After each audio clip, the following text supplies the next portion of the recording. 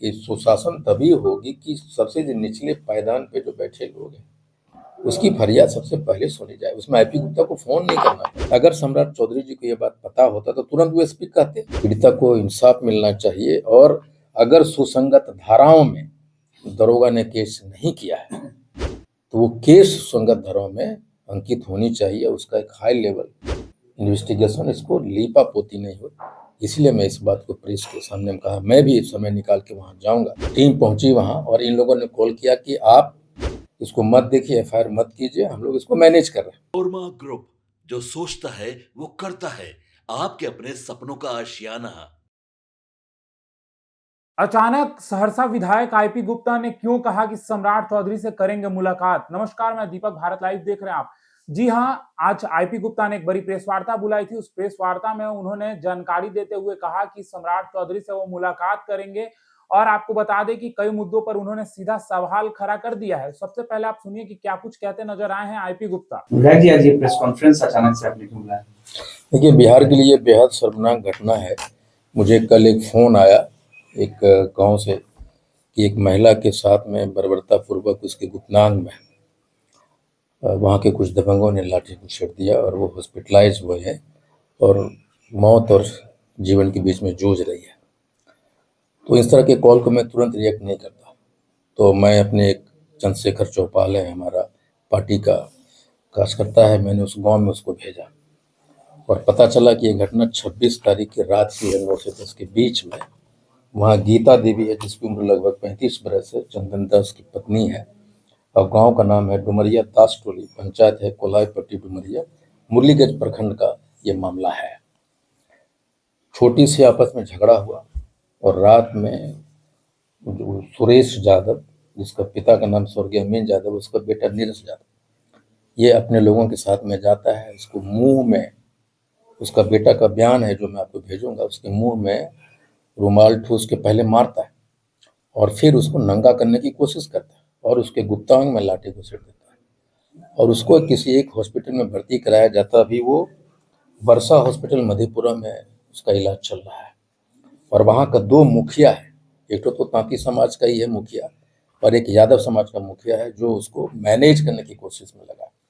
वहाँ घटनास्थल पे 112 पे उसको कॉल किया गया और दरोगा टीम पहुंची वहाँ और इन लोगों ने कॉल किया कि आप इसको मत देखिए, एफआईआर मत कीजिए, हम लोग इसको मैनेज कर रहे हैं।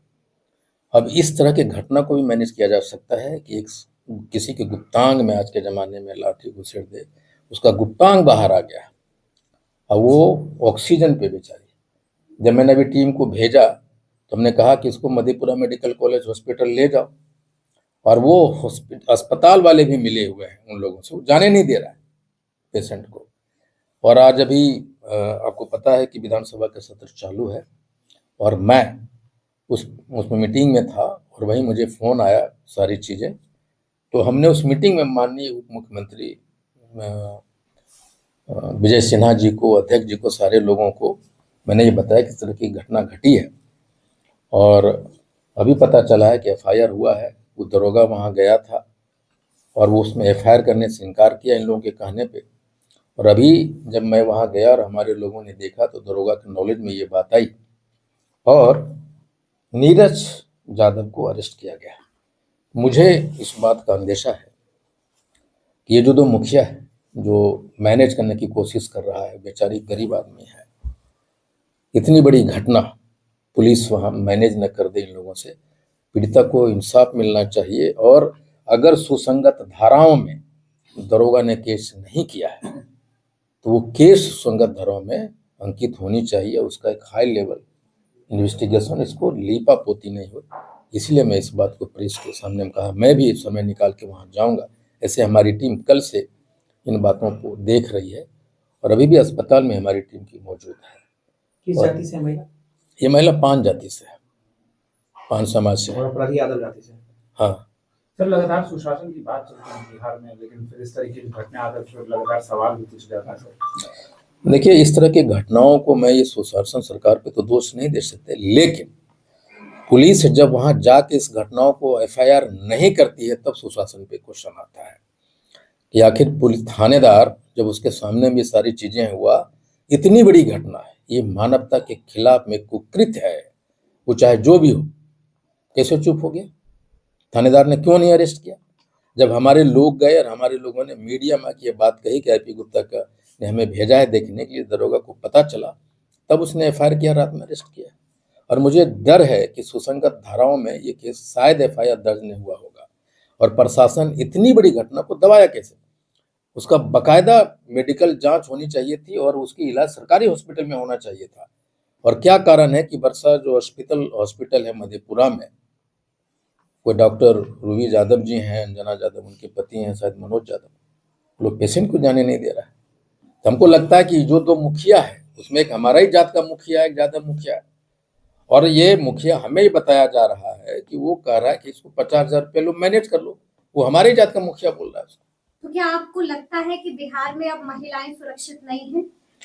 देखिए, जो भी, मैं इस बात पे वो नहीं कहूंगा कि सुरक्षित नहीं है।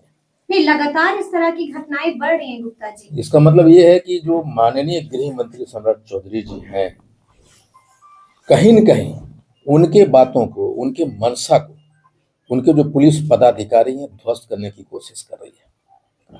ये सरकार के मंशा पे मुझे कोई डाउट नहीं है, माननीय मुख्यमंत्री की मंशा पे कोई डाउट नहीं, सम्राट चौधरी जी के मंशा पे मुझे कोई डाउट नहीं है, लेकिन उसके जो पुलिस पदाधिकारी हैं आकंठ करप्शन में डूबे हुए, मैं देख रहा हूँ ना, सहरसा में मैं देख रहा हूँ। इतनी बड़ी घटना को दरोगा कल क्यों करता है एफआईआर भाई? कुछ 26 तारीख को उसका नॉलेज में आया था, तो आज एफआईआर कल रात में करके अरेस्ट करता है। आज 30 तारीख हो गया, घटना 26 को घटी है और 26 को दरोगा को पता चला।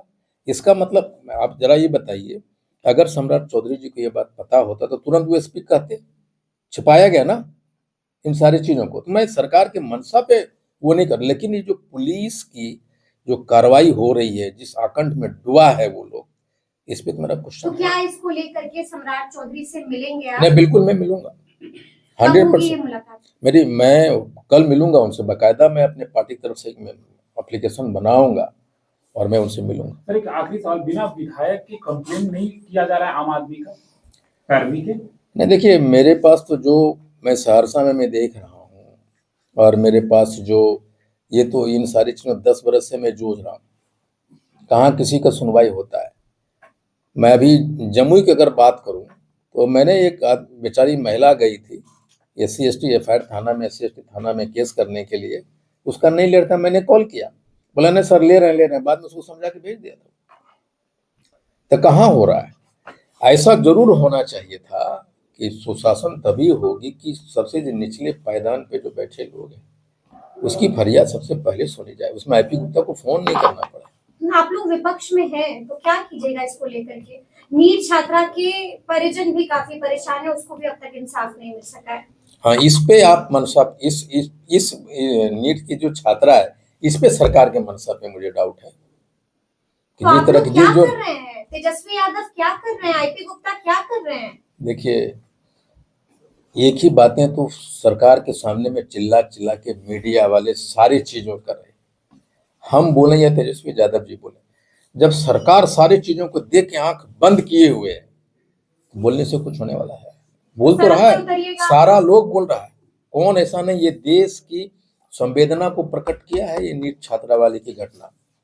जिस तरह से निर्भया की घटना ने देश की संवेदना को प्रकट किया था, उसी तरह पटना की ये जो नीट की घटना है, ये पूरे देश के संवेदना का आकर्षण का केंद्र बना है, खींचा है। लेकिन अभी तक जो चीजें आ रही है, अलग अलग रिपोर्ट आ रही है, ऐसा लगता है कि कहीं न कहीं इसको भटकाने की किसी बड़े को बचाया जा रहा है। बिल्कुल इसमें है। और एक पूरे देश के संवेदना को दरकिनार करते हुए एक गरीब की अस्मत लूटी गई, उस बच्ची का, ये जो पूरे बिहार के जो बच्ची के पिता हैं, जो चाहते हैं कि उसकी बेटी आज डॉक्टर बने, उसके मन में जो भय का माहौल, डर और सुरक्षा का माहौल आया।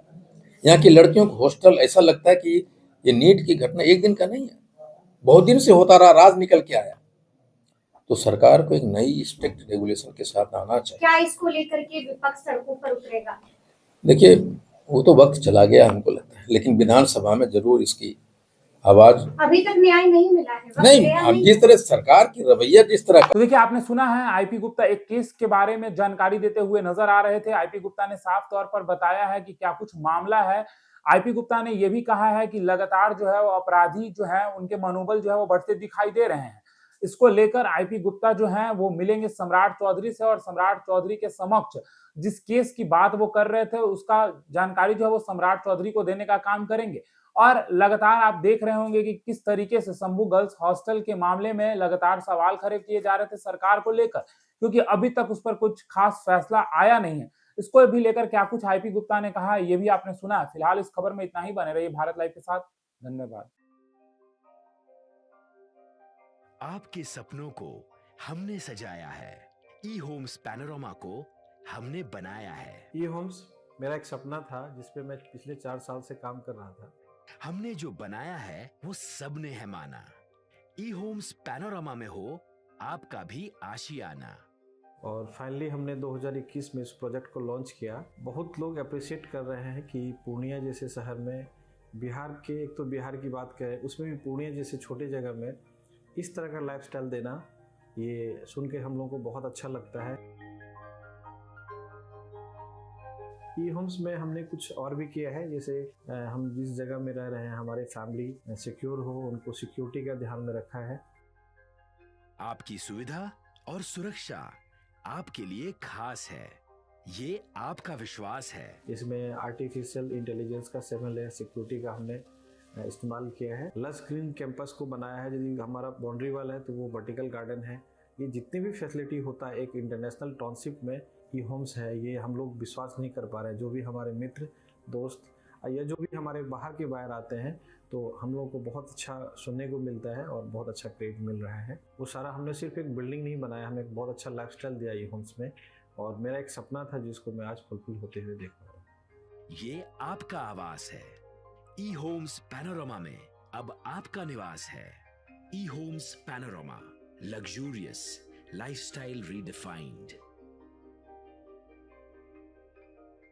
पनोरमा ग्रुप, जो सोचता है वो करता है। अगर ये वीडियो पसंद आई और वह बिहार के राजनीति और बिहारियत से सरोकार रखेनी तो सब्सक्राइब बटन दबा के चैनल के सब्सक्राइब कर ली। ओजे एगो घंटी बा, ओकरा बटन दबा देला से कुल सटीक और मारक खबर रुआ मुफ्त में मिल जाई। अगर रुआ पत्रकारिता के हमनी के नया प्रयोग में सहयोग कर चाहतानी तो ज्वाइन बटन दबा दी। पेटीएम नंबर नोट कर ली 9386816700।